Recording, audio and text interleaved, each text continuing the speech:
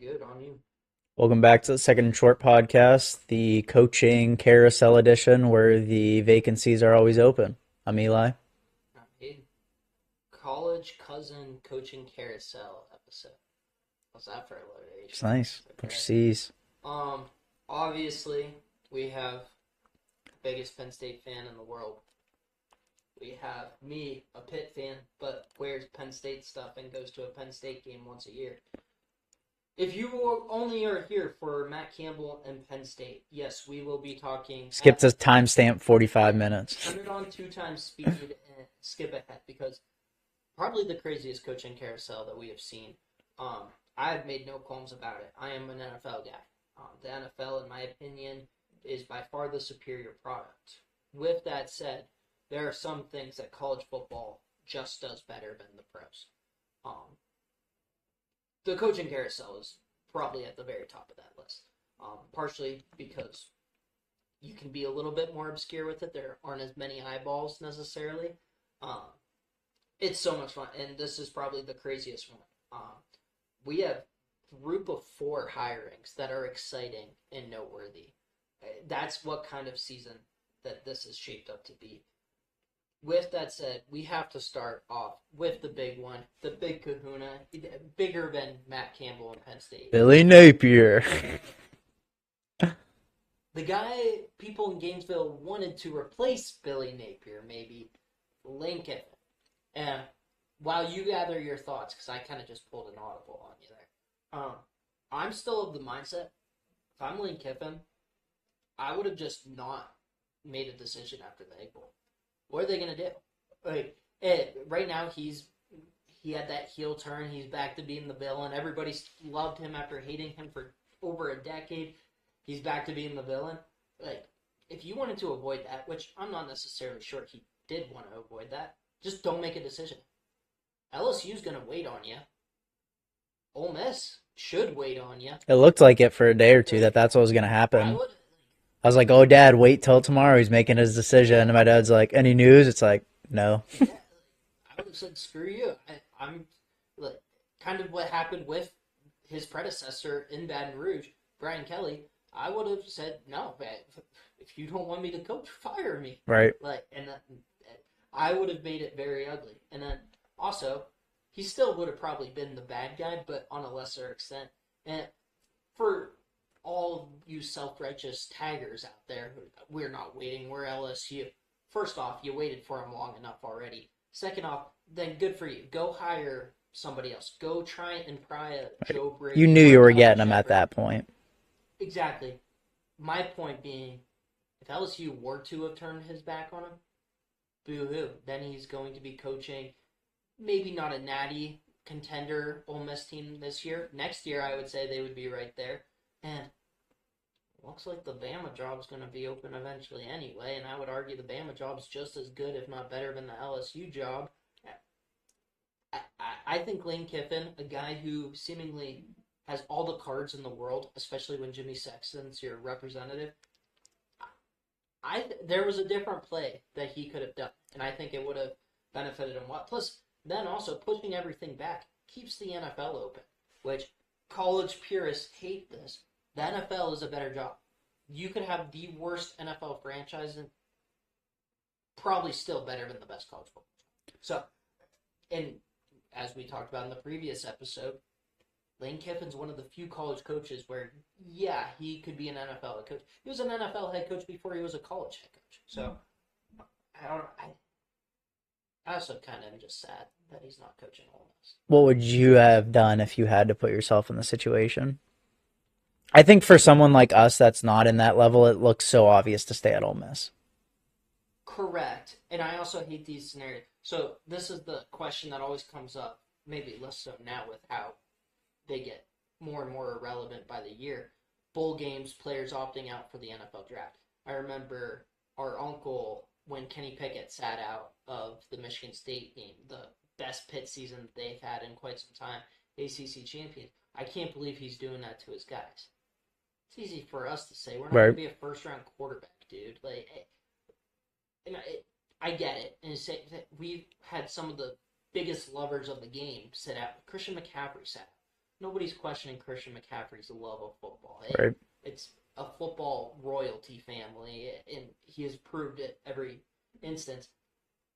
I would have probably, without knowing all the gritty details, done what I just said. I would have said, I'm the head coach of Ole Miss until you tell me I'm not. And I would have just waited it out, trying to get the best of both worlds.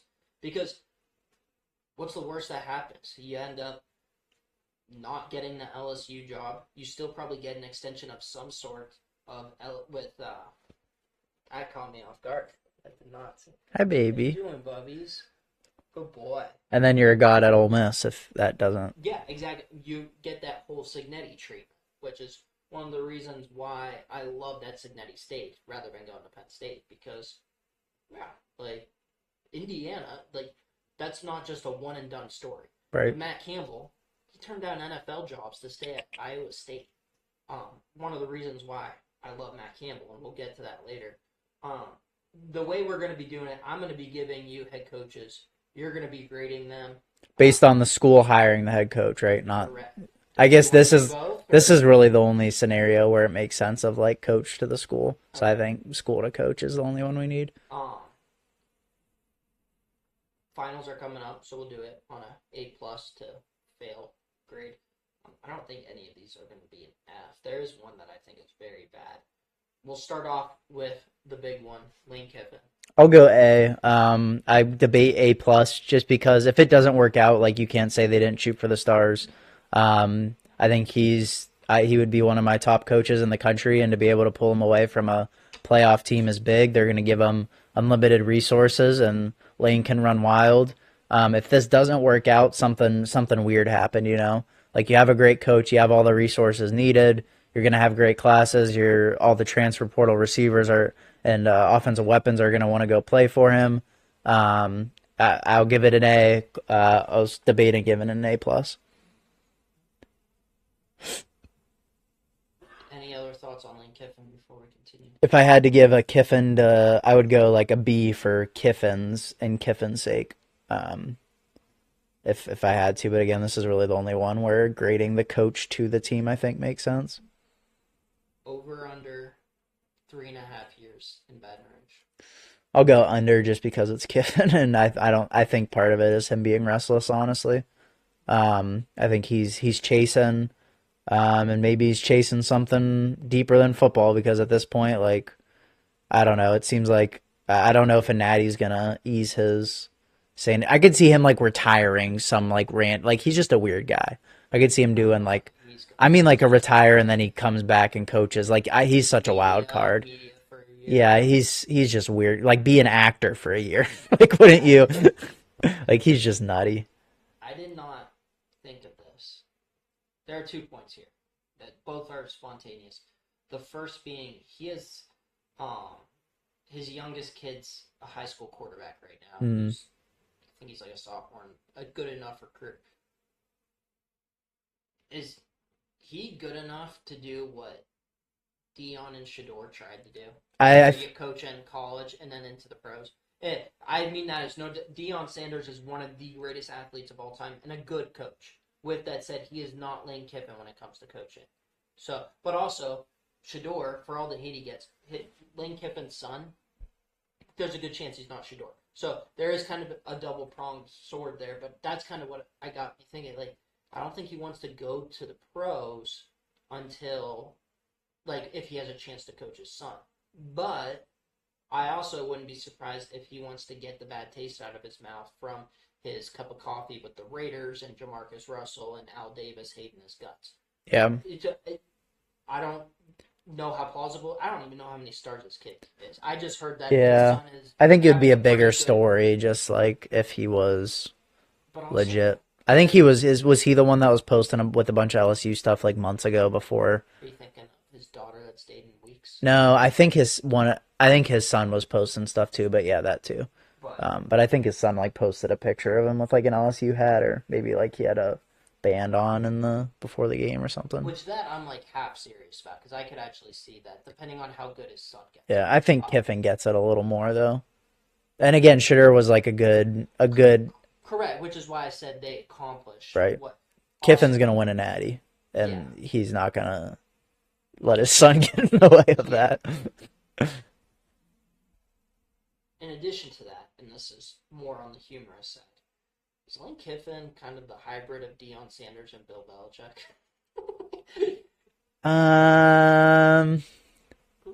I don't know. I don't think there's enough. I don't see enough Bill in him. Bill of recent. You can't picture him just like dating like Oh yeah, competitive cheerleader. yeah. If that's the only, yeah, if that's the part of Bill we're taking, sure. The antics. He's just a goof. Like you see him in interviews, and Bill's like done some pretty goofy things the last he's just 12 months. Blaine is he's got a special brain. He is the tism for sure. Come here. Forget. I think it was a Barstool show that was talking about it. Like he has something. Yeah. Which we all He might just be too smart for his own good. Yeah. I'll kind of segue that into another thing. We have 3 playoff teams whose coach has either transitioned out of the team. If you want to know my thoughts, which I feel pretty strongly about Ole Miss and where they should stand without Kiffin, but then also the 2 group of 4 teams, Tulane and JMU, both losing their head coach, but both coaches are going to be coaching in the playoffs as far as we know for now. Now, if Tulane or JMU pulls off the upset, you might get Florida and UCLA a little bit more anxious to get things rolling. But also, I don't think Tulane and especially JMU are going to. I mean, if you think Ole Miss is in trouble, then maybe Tulane has a shot. I mean, I think Tulane is a good group of 5 entry. JMU I think is awful. But I think Tulane is like, I mean, we were spoiled with Boise last year. Yeah, Boise was legit. Right. Boise deserved a place. Right. At the table. So I think we were spoiled, but I think this is what we're going to see 90% of the years. Which, once again, if it was one of them, hey, Go look at our playoff episode because we talked about it. Right. JMU is what ruins it. We get it. If it was one of them. Yeah. But the fact that it's both of them, and we talked about, 3-4 teams that truly deserved a shot, like, that's where things get a little bit interesting. That does take me, though. Let's talk about them. Any Kiffin thoughts? I'm good. That's the big one. You want to talk JMU and Chesney leaving? Sure. All right. He heads to UCLA, your conference, your thoughts. I'm going to go with a B. Okay. I think it's solid. I do think people are going to start chasing this Cignetti thing. And I just remembered exactly what I was thinking about Cignetti. Like with that. It was Cignetti just got tons of coaches fired double the time that they, like half the time that they should get. So like if a coach, people are just going to expect the Cignetti turnarounds now. And it's going to be ridiculous. Maybe not expect that level, but if a Chesney goes like 5-7, 7-5, 7-5, 7-5, it's like he's on the hot seat, which he shouldn't be at UCLA. You know what I mean? So Cignetti's turnaround is going to get more Power 4 coaches fired because it was so ridiculous. And I think this is like... And say for the good group of 4 jobs, no offense to UCLA, that's good because you look at what Cignetti did at Indiana. Why the heck did Billy Napier get 5 years? Why is Mike Norvell still coaching? Some guys, yeah. So Florida State and Florida, 2 very good jobs. I mean, you and I actually talked about Florida State potentially being a better job than Florida simply because there's an easier path to dominance between the ACC and the SEC. So I will say there's kind of a good and bad. I think the Chesney hire was a home run. I think when we'll get to the coordinators and Arbuckle and Stein and all of them, I think Chesney's right on par with those guys. And I think UCLA, I thought it was a great hire, home run. I think it's solid for UCLA. He was rumored at Penn State. He's a PA guy, and I was just weary because it's like, it is just that second wave of, Cignetti where it just makes me skeptical. But isn't that what you should be chasing? Yeah, but I think it's too, I don't think he's going to be incredible. I think he'll be good. I think he'll be a solid UCLA coach. I think those frustrations are comparable to all NFL teams wanting to go after the young, hot both literally and figuratively offensive-minded young coach from the Shanahan or McVay tree. But also, there's a reason why people keep on coming back to those wells. Because It works. it works. I think he's a solid hire, a B. And I also appreciate them not being afraid to lose him because probably not his Right. forever home. Right.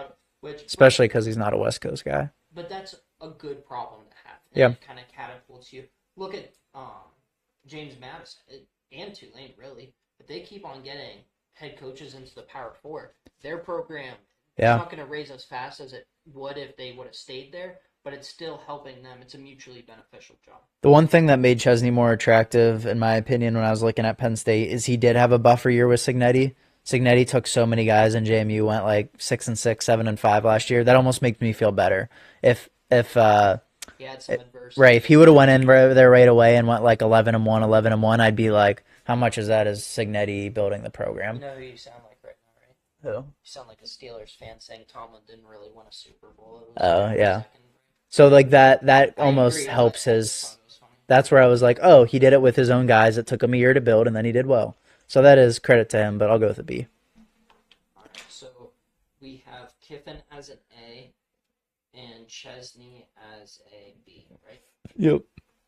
Summerall. I'll go with a. I'll go with a B. I don't want to go B plus. I don't think it's better. I'm gonna go with a B again. You don't think it's better than Chesney? I think that because it's like the level of program. If UCLA would have hired Summerall, I would have given it higher than a B, if that makes sense. And if Florida would have hired Chesney, I would have given it worse than a B. I think Florida should expect more. Summerall, another guy kind of going to that. Well, the American Conference is like it's in that like limbo area for me, where I don't see them the same as I see the Mountain West and the Sun Belt. I see them a level higher, but not quite to the Almost has that ACC. MAC craziness and ACC. And but they're like, craziness. yeah, they're solid. Like they have Yeah, good but, like, teams in the anybody can win it conference. any year. Right. Yeah. So I think Tulane's solid. It looked like it was going to be LSU if Kiffin didn't go there. I like that he's kind of in that area. But again, Florida, the part of the B is the swing and miss of Kiffin. Kiffin would have been an A plus for them in my opinion. So going to a B for Summerall just because of some of the other splash hires that the school's made. You heard Franklin rumored to there. I think it would have been an awkward fit. I think they're still going to struggle in the SEC for a couple years. I don't think Summerall's going to quite turn them around like that, but I could see him. I could see him being 8-4 in a few years.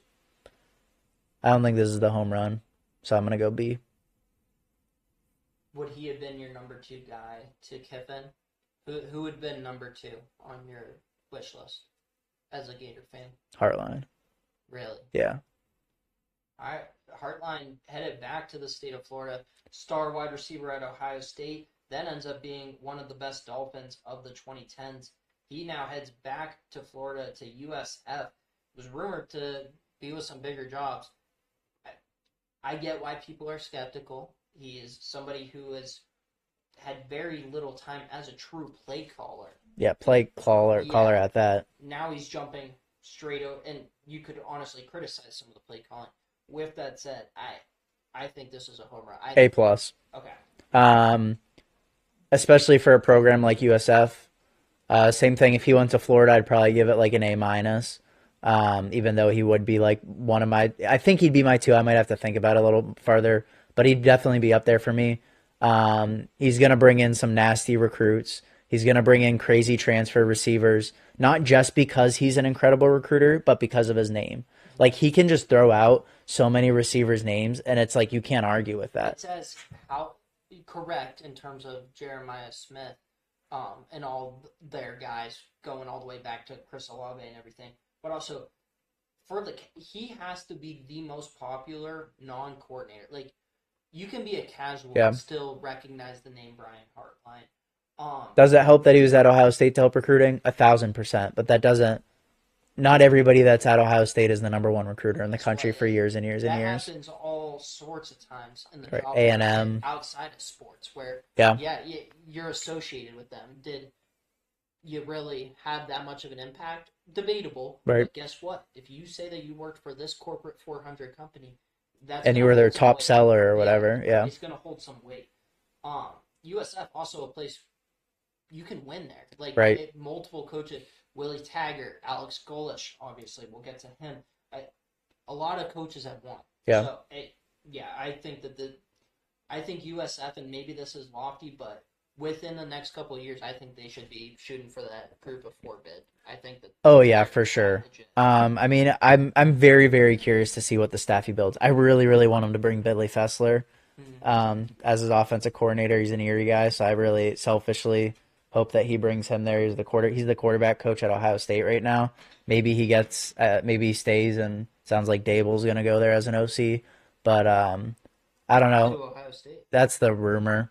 That's Um, fine. I didn't know. but I love Ohio State or Hartline going to USF. I wanted him at Penn State, so obviously it's weird to me that those teams didn't go for him. Some of those better teams, but yeah, I hope it works out for him. And another one where like UCLA, like that's not his destination job. Who cares? They know that. I If Ohio think State comes open and he does good, he's there in a like half a second, which is fine. going back to the conversation that we had, I forget if it was this episode or the last episode about college coaches who could transition to the pros. Uh, for a somewhat similar reason as Lane Kiffin, less so because I think Lane Kiffin's a way better offensive mind. Ryan Day is somebody who has NFL experience. He's been a quarterback coach before, even if it was brief. So I do think Ryan Day is somebody who could transition to the NFL. And now all of a sudden, Buckeye fans are going to feel a lot better. Or Marcus Freeman, I guess, would maybe be the if Heartline was going nuts, that'd be a good. That's a if Heartline makes the playoff, that's just for fun. Mm-hmm. They both make the playoff year one. No, USF goes undefeated. I'm not gonna look at their schedule. Maybe they go 11-1 because they play like Miami or something. Mm-hmm. USF has an incredible year. Notre Dame another 10-2 sneaks in the playoff. Who you taking at Ohio State? Brian Hartline or Mark? I think it's got to be Marcus Freeman. Yeah, it does. Just because. But that'd be a fun scenario. And I'm not even saying next year. I'm thinking Yeah, maybe multiple years down the line. right. I know Freeman's getting NFL rumors and stuff like that too, but We'll get to that right now. So we're gonna do some rapid fire group of four after this. But right now it looks like the only open jobs are Toledo, with their coach leaving. That'll be a part of the group of four rapid fire. Washington State, which that job, that's a mess. yeah, and then Coastal Carolina, which is another intriguing job. They're only a few years Yeah, removed from being one of the more exciting group of four teams. Our cousin Yelena, actually, what's their mascot? I don't even know.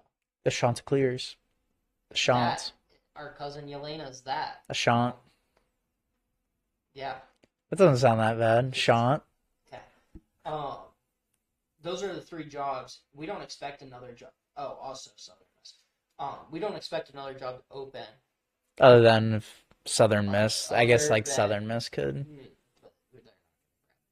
Yeah, maybe they get like Central Michigan's coach. Yeah, something like that. Yeah, we Yeah. Marcus Freeman though is the one. Pittsburgh beat reporters have said that his willingness to leave the college ranks and go to the pros largely is going to affect the Rooney's family and how they feel about moving on from Tomlin. I maintain the fact that whatever Mike Tomlin wants to happen one way or the other is what's going to happen. He has earned that right, and he has that right pretty much written in his contract. The Steelers coming off of a somewhat impressive win at Baltimore. I don't think that changes anything. It was a Mike Tomlin type of win. Everybody doubting them, and somehow he finds a way to pull it out. I still think it's in his best interest to leave, and I think it's in Pittsburgh's best interest to have him leave. I think that it's going to be eerily similar to Andy Reid and the Eagles divorcing. Andy Reid now might be the greatest coach of all time, and Philly has been to 3 Super Bowls since, granted with different coaches, but they've won 2 of them. So both sides won out of that divorce. I think Pittsburgh and Mike Tomlin might not have as much success, but I think something similar could happen there. Marcus Freeman, whether he goes to Pittsburgh, some people have talked about him in the New York job already. Do you see any future? I think that him going to the NFL is a very real shot. Do you think him going to the NFL this year is going to happen? No, not going to happen, but I think there's a real shot. I mean, he seems like he's pretty content. I do think this playoff thing, it might stir in his mind, like maybe now is the time to do this. I know what we should have talked about in the last episode. Any opinion on bailing out of a bowl game?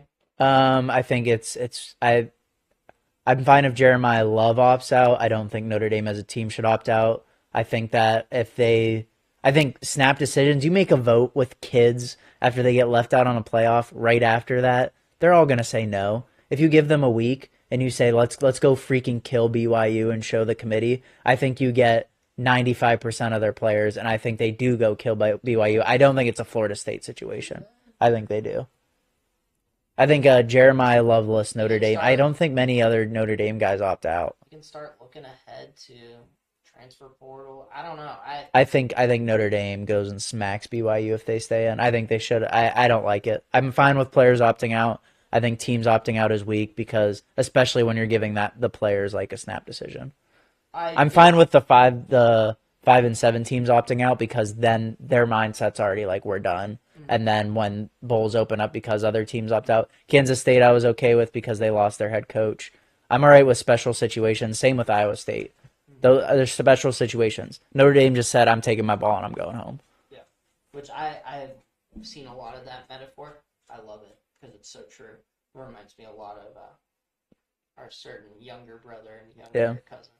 Um, but I agree. I'm less passionate about bowl games. Always have been. So definitely don't Yeah. feel I just strongly. are we here to play football or not? Like, come on. Again, I'm not saying that to the players opting out, to the team opting out. You get an extra game to go play a really good team in BYU and show the college football committee, hey, you screwed up. We did this without Jeremiah Love, then go for it. You get the full practices.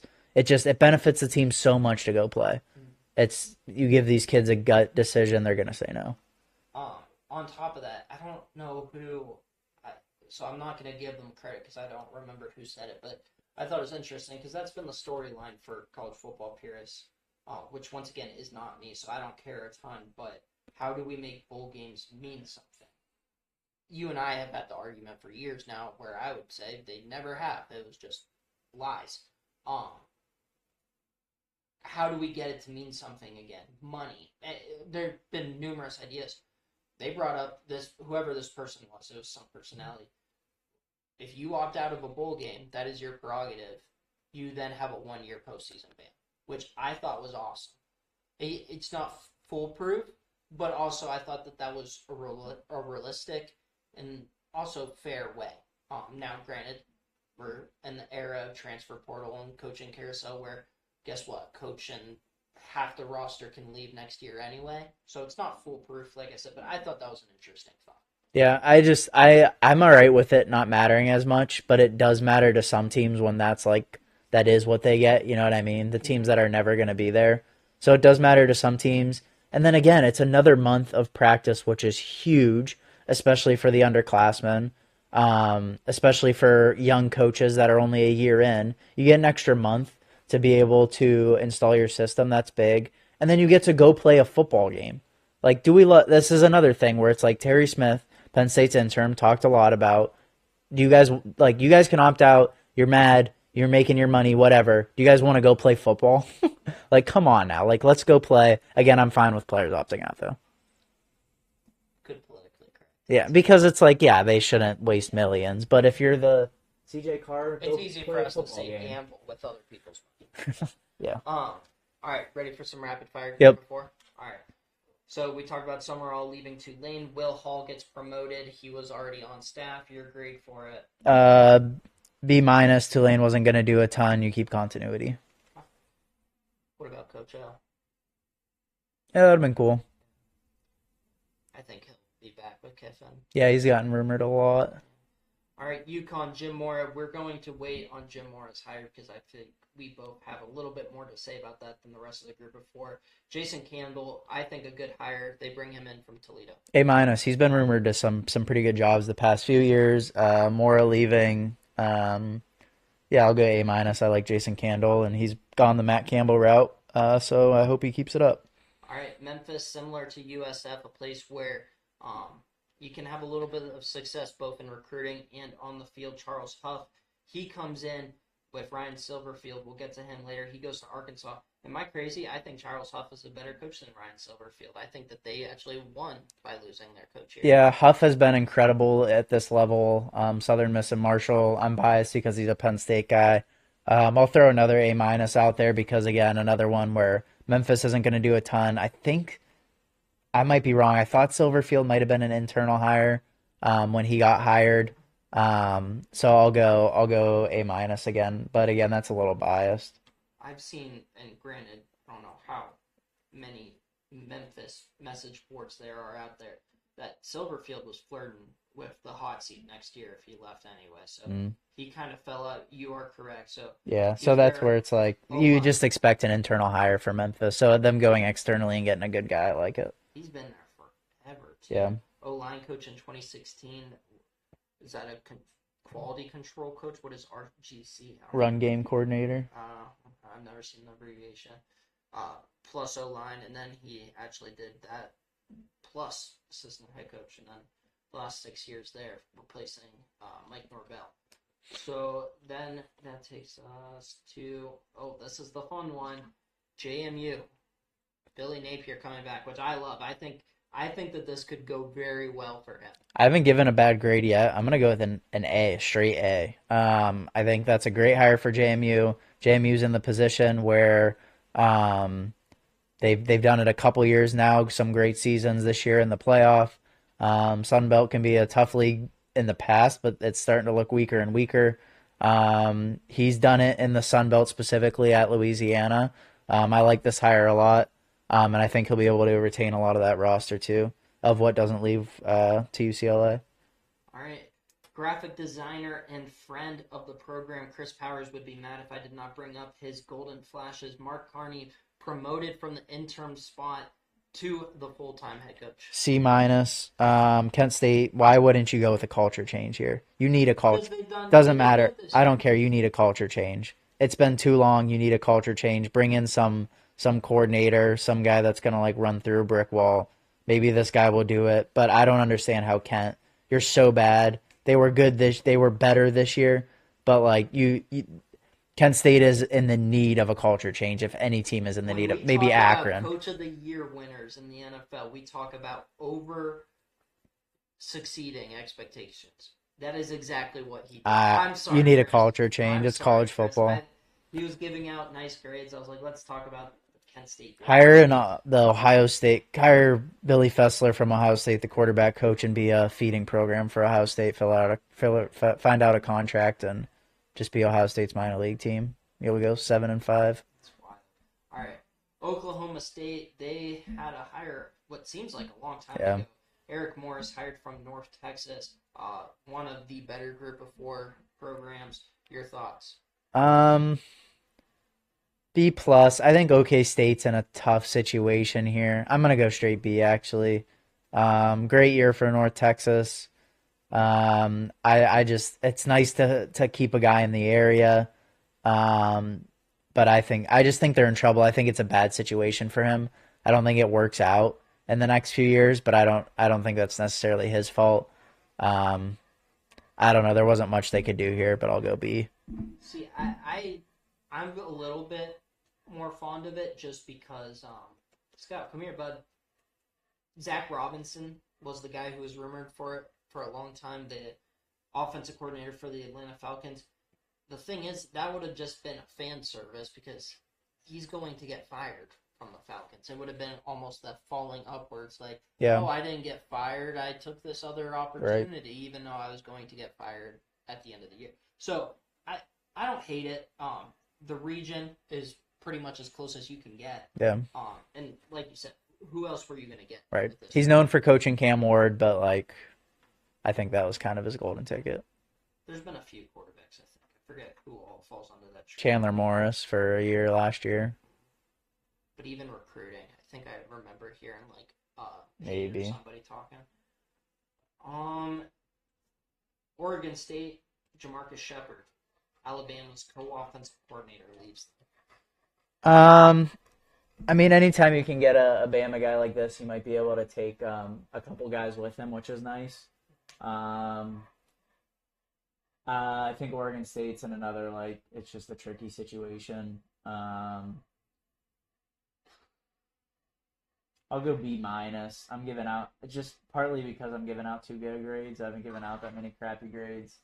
I think he'll be fine, but again, I don't think it's nothing splashy, and it is what it is. Oregon State's not a very attractive job right now, so there's only so much you can do. I have no idea who that guy is. So Yeah, I almost. he's a Bama guy. Last group of four team, Alex Mortensen, promoted from the interim head coach to UAB. He's the guy that overperformed. The name alone helps him. I'll go B plus. They had an okay team this year. I don't really see them competing for CUSA championship anytime soon. But he'll be good with player attainment. Also, compared to some of these jobs, especially very low expectations. Yeah. Denver was awful there, so Yeah. I felt like Dilfer's been on the hot seat the last 3 years, so it's not going to take very much to beat out his predecessor. And I take that back. We missed one of the group of four teams. We talked about Eric Morris, the guy replacing him, Neil Brown, and Neil Brown was not very good at West Virginia. Speaking of guys who seemingly were on the hot seat every single year. That was Neil Brown. 1 year, not even bowl eligible with Rich Rod coming back. West Virginia vibes are way higher. Neil Brown, though, I think that this is a pretty solid hire. I think this is a poor man's Billy Napier hire.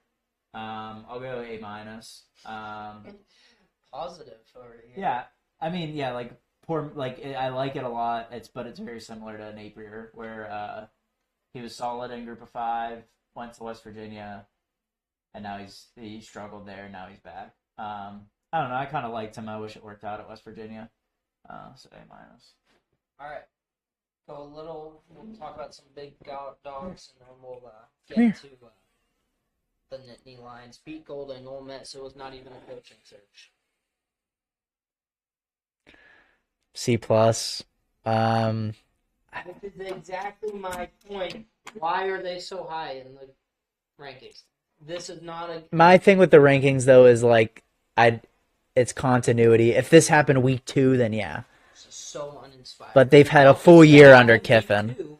Yeah, they would have sucked. Only lose one game. Yeah. And I would have been like, no, yeah, he's good. But I don't know. I think Kiffin. I'm saying if we were like betting in week 3 because Kiffin left week 2, but Kiffin had a full year of implementing stuff. This is almost as uninspiring as Sharon Moore still being Michigan's head coach. And the thing here is, I think the internal hire is nice when it's a guy that's going to sustain the program. I still see, and I still think Kiffin's going to gut him. You know what I mean? Like if you keep the guy like in house, yeah. Did you see? Did you see Kiffin posted like a tweet and like I think it was a statement. Is Austin Simmons gonna start again? Maybe, and then he put like the Trinidad and Tobago whatever flag in there in the tweet. Did you see his commercial? He has a commercial where he's like transferring to AT&T. He's like, I'm transferring to AT&T, and he's like, what did you think I was gonna say? Which I would hate that if my team did that. I would hate that someone on Penn State did that. I'd be like, really, dude, we're gonna joke around about transferring right before the playoffs when we know you're transferring. Let's stick in the SEC. 2 jobs that were probably very comparable. All the other jobs, there's a little bit of a gap. Florida was probably the best. Penn State a little bit below them, and then some gaps, and then some gaps. Auburn and Arkansas are almost neck and neck. Arkansas, which sounds weird, but Arkansas probably has a little bit more money between the Jones family and the Walmart. Tyson Chicken, I think, is down there too. They get Ryan Silverfield. I hinted at my thoughts on this guy. I would have been more inspired by them just keeping Bobby Petrino. Yeah, I don't hate it that bad. I'll give it a B because of the area. The only thing is, like, I like Silverfield that he has that O-line experience. Like, I like O-line guys turned head coach, but you just had that with Pittman. Right. So that's the tricky thing is, like, we talk about in the NFL how they usually go opposite, and them hiring another former O-line coach is a little tough. But I'll go B minus. I don't hate it. I think Arkansas is they're just gonna struggle, period. So which is why Pittman only almost had him for a year. it was a tough situation. Sam Pittman had to go. Granted, this was the worst year for him to go just because of all the jobs, especially all the jobs in your own conference. If that's the case, do what's going to cause you the least flack. Somebody who can at least right the ship a little bit. It's not a long-term answer. Bobby Petrino wasn't going to take this team to a natty, but he might at least make them nationally relevant or even conference relevant. Yeah, yeah. I think national relevance is like out of the picture for them, but yeah, conference relevance. That's what I would have 7-5, 8-4. Bobby Petrino. At the very least, you're going to have give him a 1-year deal and fun offense. He would have jumped at the opportunity. It just made too much sense to me. Yeah. The group that was competing directly with them and probably stole their number one candidate, at least number one realistic candidate, Alex Golesh to Auburn. I like this one. I'm gonna give it a B plus, A minus. I'm gonna go A minus. I know I'm being too nice. I need to change my scale. I like this one. I think he reminds me. Maybe like a negative curve. We're grading right. Yeah, an A minus is actually a B. Yeah. I was keeping track. I stopped because everything was yeah. A minus to B minus. I don't know. I think it kind of reminds me of the Tennessee situation a little bit from a few years ago. With Kiffin? No. What? Just with what's his nuts coming from Heupel coming from UCF. Like it just kind of reminds me of that. Maybe it's a Central Florida, South Florida thing, but Golesh comes from that. I think he was the OC at Tennessee before, so that's probably a little bit of it too. But I like his offense a lot. It's fun. It spreads you out. It's up tempo. Yeah, I'm excited for this one, honestly. I think Auburn can be a sleeping giant. I don't see them on the same level as Arkansas. I think they have a better shot. So I like this one a lot, actually. So you are right. He was offensive coordinator and tight ends coach at UCF for 1 year, and then he came over and was there at Tennessee with Heupel for 2 years before going to UW. Yeah, so I'm sure that's why it's in my mind, but I think it works out very similar to Heupel, honestly. I think Auburn's in that 8-4, 9-3, and back of the top 25 with a chance to get a win or two, big win or two, and make the college football playoff. Ready for a couple of fun facts about him? Mm-hmm. First off, one, not football related. Guess where he was born? Haiti. In Moscow. He looks like he's pretty pale. 2, football related and having very much to do with our previous conversation. Guess where his alma mater is? Previous conversation. Tennessee. He's a Buckeye. Did he play? What did he play? Tight end. Did he? He had to have played, right? Doesn't appear. Personal life. Grew up in Moscow. Moved to the United States when he was 7. When the Soviet Union was dissolved. Brooklyn. He was a 3-letter winner on the football team in Dublin Skiato High School. That's it. But he did spend time as a student assistant. Yeah, 2004 and 2005. So that'll be interesting in the next couple of years. Nah, not with those other guys out there. Okay, Brian Hartline, the guy who just took the job he left, is who you're talking about. Yeah. Just saying. I think that's exactly something that we have to keep in the back of our brains. Fair. All right, Stanford. Or if Moscow University comes open. Yeah, maybe it's fine. Stanford, Tavita Pritchard, he's hired. Former teammate of Andrew Luck. Frank Reich, kind of similar to the Kent State situation. He has overperformed mightily. Stanford was somewhat respectable this year in the ACC. With that said, that's not a long-term answer. Frank Reich was just looking for a chance to love football again after having some pretty tumultuous times with both the end of his Colts tenure and then also that half a season in Carolina with Bryce Young. Him and Andrew Luck obviously had a history together. Tavita Pritchard. If Andrew Luck wasn't there, I'd give this a C minus. With Andrew Luck there, I'll give it a C plus, B minus because I trust Andrew Luck. If this wasn't an Andrew Luck orchestrated thing, then I'd be like, really, we're just gonna go with our old quarterback and like hope that he can spark something. Like that's the best he can do. Well, that's what UCLA was gonna do with Goldilocks. Yeah, yeah, that was I mean, just because he put up I mean, he Yeah. put up like 50 against Penn State, so why not? But yeah, I think I trust Andrew Luck, so I'll give it a C plus. But I don't think it's good. Do you remember who I wanted them to get? No. And he's a guy who I think should have come up in a lot of these conversations. David Shaw. Mm, Like, David Shaw, he left Stanford yeah. thinking that he was going to get an NFL opportunity. That has not worked out. Yeah. Why The not front run it office back? approach, like, Bring him with Andrew again, and grass isn't always greener on the other side. But similar thing to Wisconsin and Paul Chryst. Paul Chryst has been out of coaching. I don't know if he wants to get back in coaching, but yeah, he's both got. Paul Chryst and Wisconsin were doing a lot better when they were together. Yeah. So, all right, we'll talk about that last group before now. Jim Mora to Colorado State. Is this a better job than UConn? I guess it is, and that's why I'm giving it an Exactly. A I because guess it's it like is. Colorado State went and got a coach that you thought. If you asked me at the beginning of the year, UConn's probably better, but I think just in the conference you see that path. He has a better path to the playoff than UConn because UConn you have to get in as an at large. So I thought they were joining the MAC. all right, then there you go. A minus. I Yeah, I think more is fun and he'll be okay. I, He'll be him good. leaving wasn't a surprise. Him leaving for that job, Yeah, I was really hoping there would be something better. like a USF even Yeah. or Tulane or Memphis, one of those Americans. I didn't really quite see him SEC or anything like that. One I was a fan of, Will Stein in Kentucky. Yeah, I think Kentucky has a. I think there's a risk taking OCs, but I think if you're Kentucky, you take that risk as a Power Five team. Hopefully, he brings maybe an Oregon guy over or two. I'm curious to see. I love when these coordinators leave because I'm very interested to see what their staff's like because you think that they probably didn't spend as much time like networking as head coaches do to build up their staff list.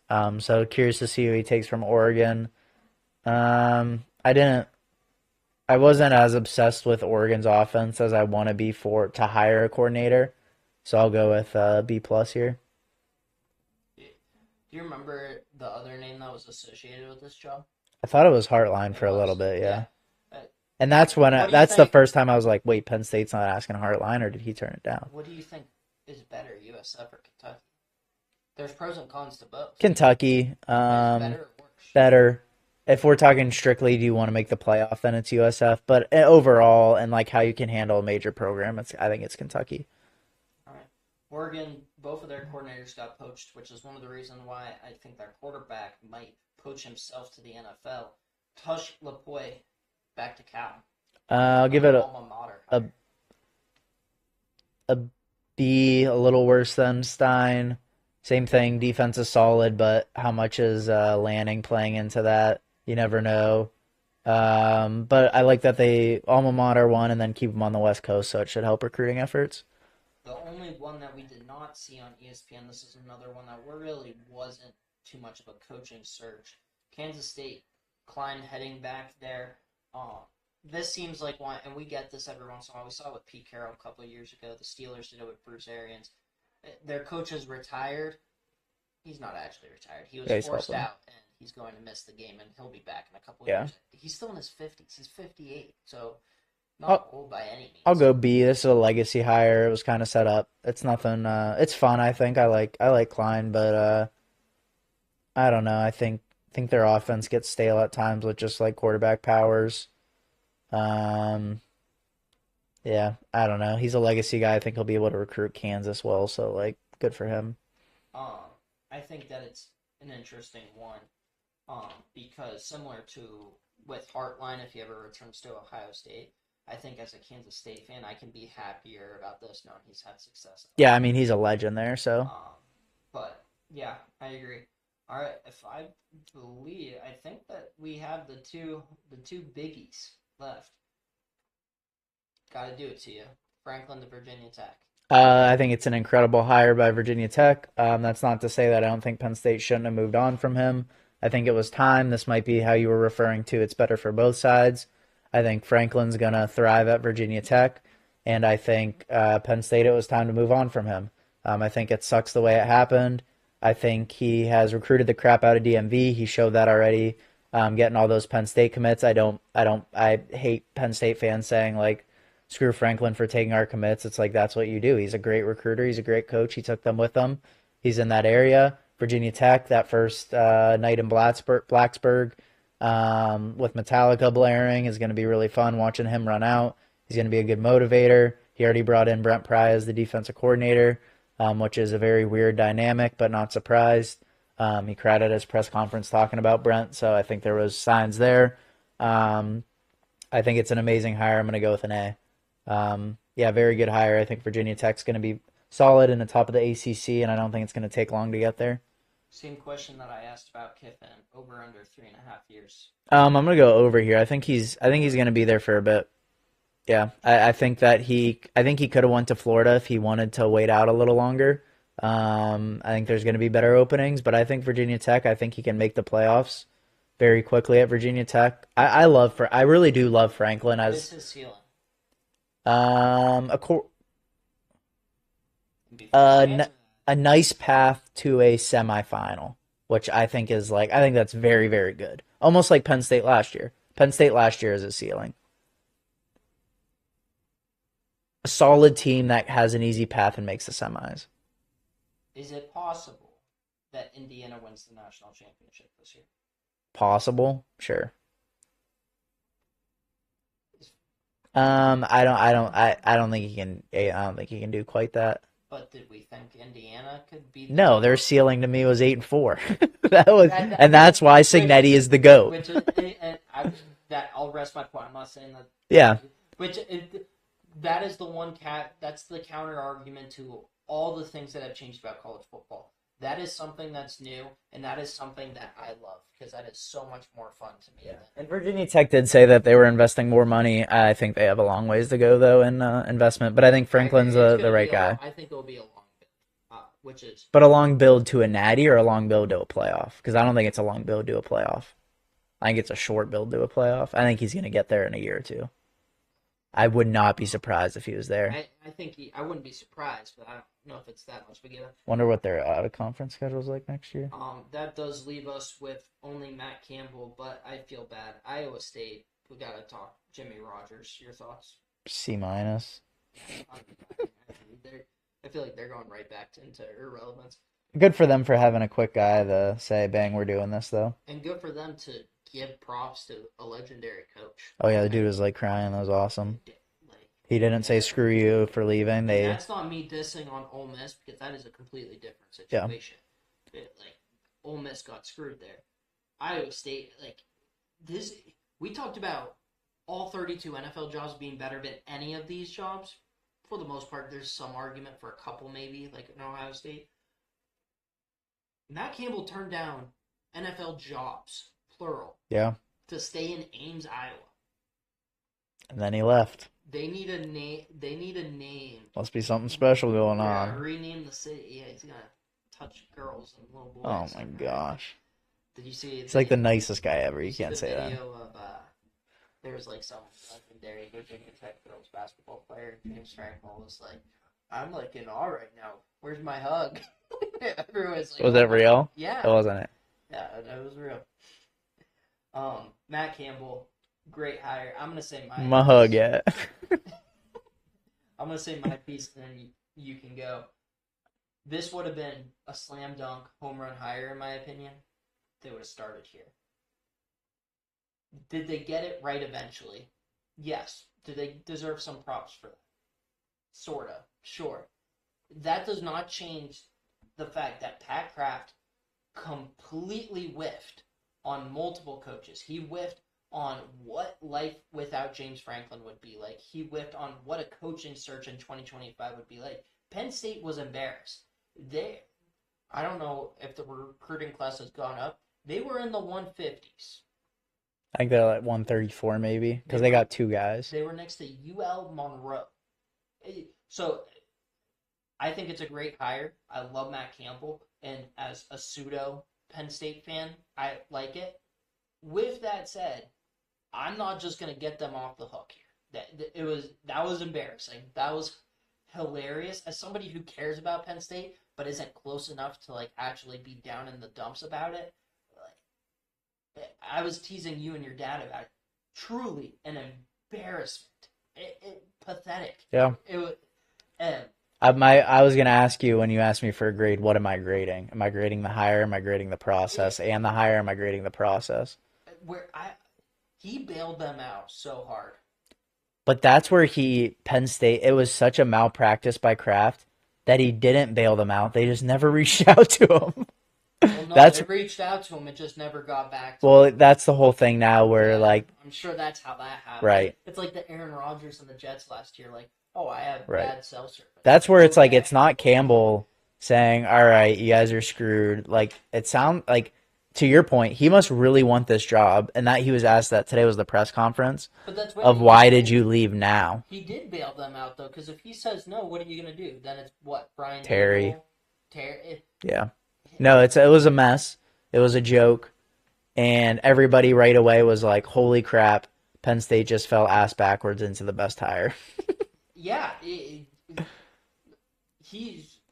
out of all the guys we just listed, he's the second best to only Kiffin. And I feel very confident saying that. And then, so it was like, yes, let's go. Franklin, the guy he's replacing. And then, it's like, let's go. We got Matt Campbell. That's awesome. Sucks we're going to lose Terry. There's going to be so much roster turnover. And then like a half an hour later, it's like, oh yeah, Terry signed to a 4-year deal. And it's, if you would have told me 2 months ago, hey, you got Matt Campbell, Terry Smith's and Terry Smith is staying on, that would be like dream scenario A+. But there was an embarrassment of 2 months, so that just like hinders it so much, yeah. And as I was going through, I forgot another coach that I want to talk about, so we'll talk about that real briefly. What about the quarterback situation? It can't be Grunkmeyer. I mean, there's 3 guys. It's either Grunk, Becht, or Bo. And you feel confident that it's one of those 3? Yeah. Because that's what I was thinking, but I didn't know if that was the casual. No, that's the 3. I think it's Becht. I love Grunk, dude. He's so bad. He sucks. I don't think he's a freshman, and he played solid. He made the throws he needed to make against not the best teams, but he played decent other than that bomb against Indiana, which I truly believe. He failed that. I don't know, dude. I think those last few games he looked solid, and they ran the crap out of the ball, which obviously helped. But I think he ends up at VT with Franklin. Penn State, what's their record next year? We're going ceiling, floor, middle, or are we just going? What's my ceiling? 11-1. Their schedule is like the worst you've ever seen in your life. Floor, dude, so bad. Like, so bad. Michigan and USC are their toughest games. Also, USC at home at Michigan. Eastern Carolina. No, they got screwed. It's like the second time in a decade they played Eastern Carolina. I was hoping it was going to be Penn State Pitt in the pinstripe. But that's something. No, Pitt got screwed. But you tell me they get screwed every year with their bowl matchup. Like, what is going on? Like, it's just the Clemson draws the bowl games in because of their name, and Pitt gets screwed. I saw a rumor. Clemson should be playing ECU, and Pitt should be playing Penn State. Which I saw a rumor that was going to be the case. Which yeah, it was when Penn State was like officially in, and then it's like, oh, that would have been so fun, dude. Penn State bail out? No, they're playing Clemson in the pinstripe bowl. But I saw that, but yeah, like. You want to talk about bowl games meaning something? Dude, that would have been so fun. It would have been. To make it mean I think the Pinstripe Bowl was like, oh, let's do the Disappointment Bowl. It's going to be great. We're going to get a bunch of fans. It's like, no, if you would have Penn State Pitt, you would have sold out that place, and it would have been like, there might have been fights. It would have been so fun. Yeah, stupid. I think Penn State would have had opt-outs, which would make me be like, well, let's not play Pitt, but I was all go. That would have been so fun. You want to get a bowl game. If we lose to Eastern Carolina, I won't even be disappointed. I'll just be like, okay, whatever. Right. Or you beat them by 30, and it's like, okay. Yeah. There's no way that you can't like hype yourself up for next year. Yeah, he's gonna play. You have somebody, but right, you can't hype yourself up for next year when you beat ECU, but like, yeah, you could play really well. Bowl games. So, yeah. No, you guys got screwed. That's where my bias comes in because Pitt hasn't had a good bowl game. Even the year they won the ACC, you told me they got screwed with the Michigan State. Yeah, that was the opt-out bowl. Yeah, Which, by the way, Pitt still almost won with third string quarterback, but whatever. Yarnell gets hurt. All right, but the Penn State situation. I want to talk about. I know we've been going for a while, but I want to talk about Jimmy Sexton. So Pat Kraft in the press conference today said they might make a Netflix documentary about this search. He said that people have been joking about it, like something's going on behind the scenes. Pat Kraft said it in Matt Campbell's introductory press conference. I think that they did a documentary about Penn State, it went so well. Yeah, that's what he's referencing. But I think something crazy happened. I think it probably would have been. I think they spent a couple weeks. He went for the home runs and was probably too nutty. He probably went for Kiffin. He probably spent time on DeBoer. But then I truly believe he spent. Is DeBoer a home run? I mean, I like Campbell right now more than him, but Kiffin. But Penn State fans would have been very happy. And Urban are home runs. Urban would have lost the fan base though, and he did try for Urban. Everybody else should not have been a home run. Nobody else fits. Those three, those are the cream of the crop. Urban, dude. No. Everybody else should have been reachable. But I think he went for Drinkwitz, and I think that's where a lot of the time happened. Yeah. Is that Jimmy? I truly think Drinkwitz wanted the job, and Jimmy Sexton said no, and let's get you an extension with Missouri to be better. This is how they treated James. Don't do it. I think that there was some nasty stuff that happened in the search, made Pat Kraft look like a fool. I think Pat Kraft didn't help himself, and then the leaked audio happened, which I loved, if I'm being honest.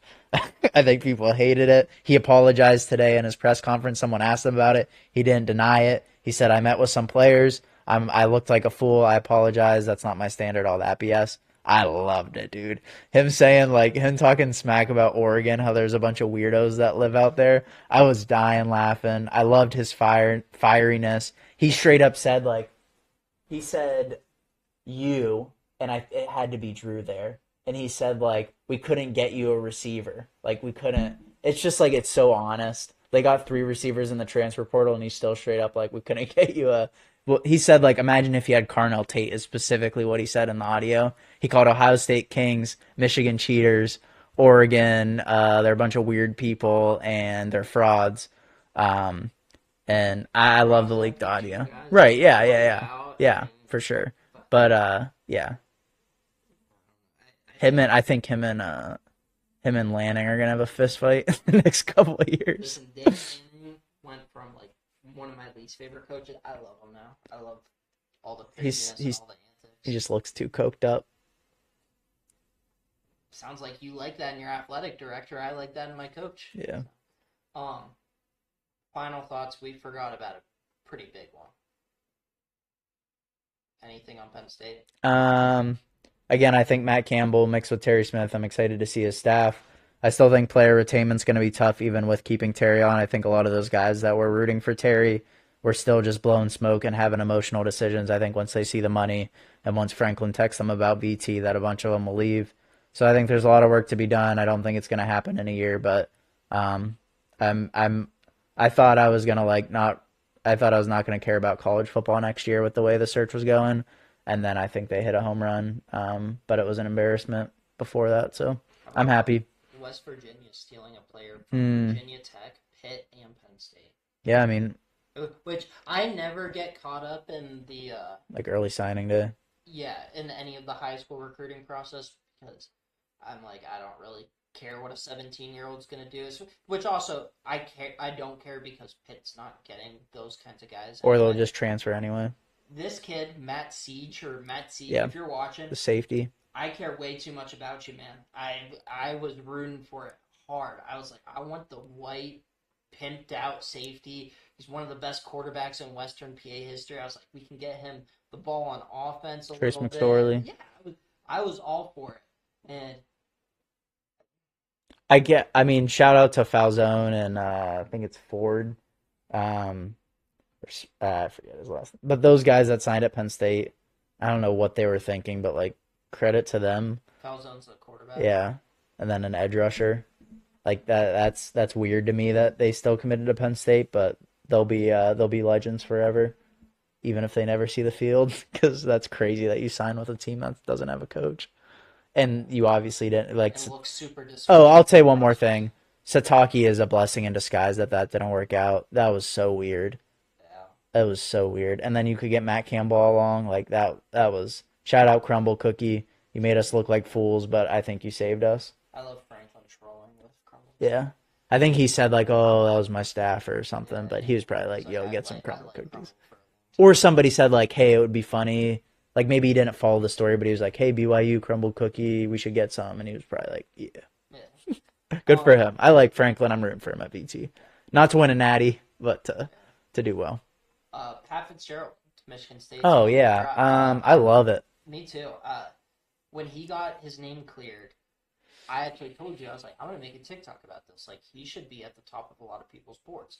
And then I was on his Wikipedia, and I was reminded of how his last couple of years at Northwestern went, and how Braun did as soon as he replaced him. And I was like, never mind, I'm going to look like an idiot posting that on TikTok. So, I mean, he's a on the legend. right track here. Yeah, he's a legend. Michigan State, on paper, should be a better roster than pretty much every roster he ever had in his decade plus at Northwestern. Another guy similar to Matt Campbell, he turned down NFL jobs.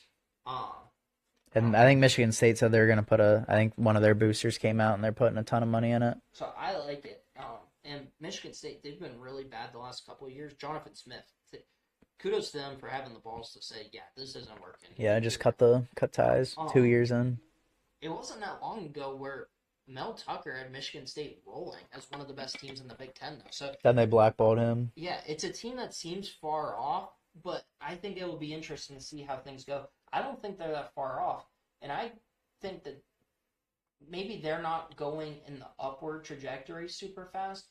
I think Michigan's going to be following in a downward trajectory very quickly. I think Sharon Moore is awful, and I don't think they have a staff to develop Bryce. I think Bryce is generation. Not maybe I shouldn't say generation. I think Bryce is very, very, very, very good though. So I think Michigan's schedule. Very, very good. So is DJ Lagway.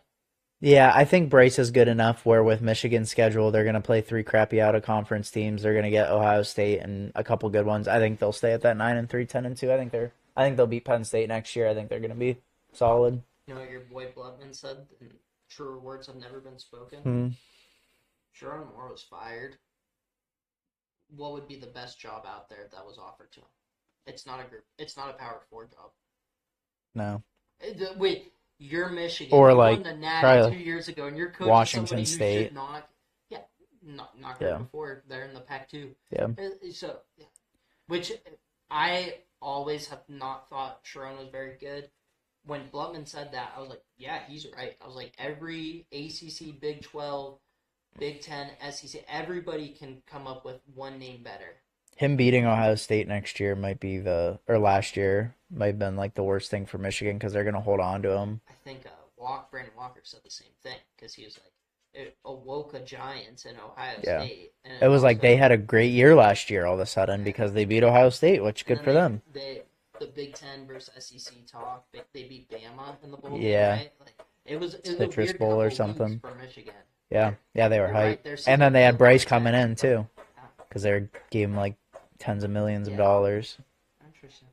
We'll see how long Bryce lasts there. I wonder if he'll stay through his junior year before the NFL or if he pieces after this year. One that we can put you on the spot and revisit it. We can talk about it in the summer too. In your opinion, the biggest job that's going to open up next year? Not including Notre Dame, because Notre Dame technically could open up this year, and neither one of us would be shocked. We'd be surprised. Bama. Which? It's kind of easy. No, but... You think it's not that big? It leads me back to my initial point when we started this episode. Lane should have just stayed. Then she can do it again. At that point, then it really is a meme. Like there's too much money in college football right now. Completed the rainbow of coaching and everything. Like that's why I would have stayed at Ole Miss because you had an outside shot at winning it all this year. Very outside shot. I agree. Bama's going to be open in the next 2 years. I think that there's a chance that Bama would have been open this year if they got the sense Lane wanted to come. Yeah. I think them and Kalen would have been a lot more willing to renegotiate something. Kalen goes, because I think Kalen DeBoer is still a great head coach. Yeah, I mean, I what he think did that with Washington was incredible. I think him and Bam are just a terrible fit. Yeah, I mean, it's anybody that follows Saban too. It's just tough. Yeah. We all knew it was going to happen, and So but credit to him, he made the playoff this year. He made the SEC championship. probably right, Bama or Notre Dame, I think. Yeah, I mean, like Ryan Day could always piece USC. It's kind of like a you never know what Lincoln's going to do. It's a legacy thing, yeah. Sark. What would have been your reaction, and we'll end it here, if there was a little bit of time where Lincoln Riley to Penn State was a thing? What would have been your thoughts? Because I think that he has become one of the most overhated guys. I like him a lot. I think he's a good coach, great offensive mind. I think it would have been a very bad fit. I don't think you can run air raid in the middle of Pennsylvania. Do it in Columbus, Ohio. Yeah, they can run. Their running game is underrated, especially last year. Last year they had two. Right, and Chip Kelly is like They the had most two physical starting NFL offensive running coordinator. backs last year. It's a little different. No, but that's what I'm saying. I don't see Ohio State as an air raid. I just see them as a spread. I don't think they're air raid, and I don't think Penn State. That's another thing. I don't think Penn State's getting those types of receivers. So it's, I don't know. I don't think it would have been a good fit. I think you would have been an awkward recruiting guy. I think Penn State, you have to have a good defense, or fans are going to get pissed. Good college football cousin coaching carousel. I enjoyed it. I mean, almost 2 hours of content between us and the first one. So, yeah. Sweet. All right. If you, on the off chance, watch this tonight, and that's assuming I upload this tonight, which is a very bold proclamation, make sure to tune in also for tomorrow, because unless something happens to one of my dogs, I'm planning on recording tomorrow too. So 3 episodes. We're making up for lost time. We took a month and a half hiatus. So here we go. Eli, who are you rooting for out of the 12 teams still alive? Nobody. I like Elko. I'll go A&M. Ole Miss would be a fun You story. missed the layup. Indiana. Yeah. I'm not. Signetti. Indiana's cool. No, Indiana winning the national championship would Yeah, be it'd be amazing. crazy. I already think Signetti's the GOAT, but I don't want them to win the Natty. Indiana. I don't want them to. I'm going to probably put money on Ohio State because that would probably be my least favorite. No, my least favorite thing to happen would be Ole Miss because that would just be stupid. I'd rather Ohio State win the Natty than Indiana. No, I don't want Georgia. I would like Oregon. I don't want Oregon. Texas Tech would be fun. The only Big Ten team I want to win it is Ohio State. Honestly, no Oklahoma, no Alabama. Oh, I would love if Oklahoma won it, but that's not going to happen. But I would love that. I'm just all against the SEC. No Oklahoma. I like no Venables. Bama, no Ole Miss. Just no Bama, SEC. man. Screw the SEC. JMU, sorry, my bad, JMU. Yeah. Chesney staying at JMU. UCLA. They start freaking out. What if that happened? That is one thing. Like,